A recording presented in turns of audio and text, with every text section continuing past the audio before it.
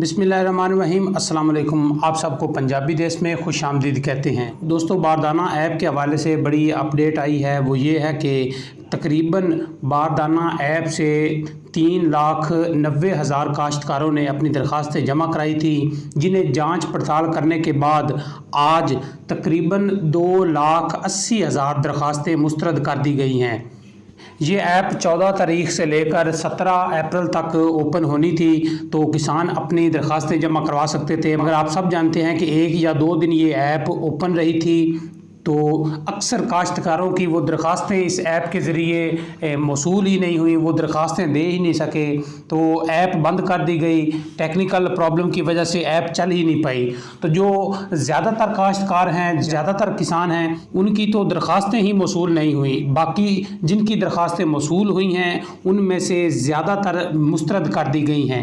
जी हाँ, ये जाँच पड़ताल करने के बाद मुस्तरद की गई हैं। किसानों का ये कहना है कि बारदाने की तकसीम का पूरा पूरा अमल ये पब्लिक किया जाए, ताकि हमें मालूम हो सके कि किस किसान की दरख्वास्त किस बिना पर रिजेक्ट की गई है, मुस्तरद की गई है, ताकि उन्हें हर चीज़ का बखूबी इल्म हो।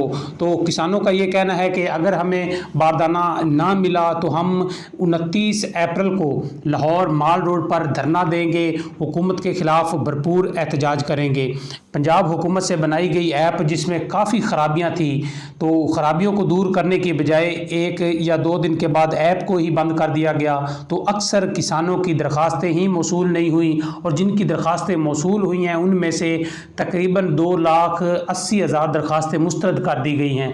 बाकी तकरीबन 1 लाख किसान बचते हैं जिनकी उन्होंने एक्सेप्ट की हैं। उनको भी बारदाना मिलेगा या नहीं, ये अभी आगे देखना होगा। ये थी एक बारदाना ऐप की तरफ से छोटी सी अपडेट जो हमने आप काश्तकारों तक पहुँचाई है।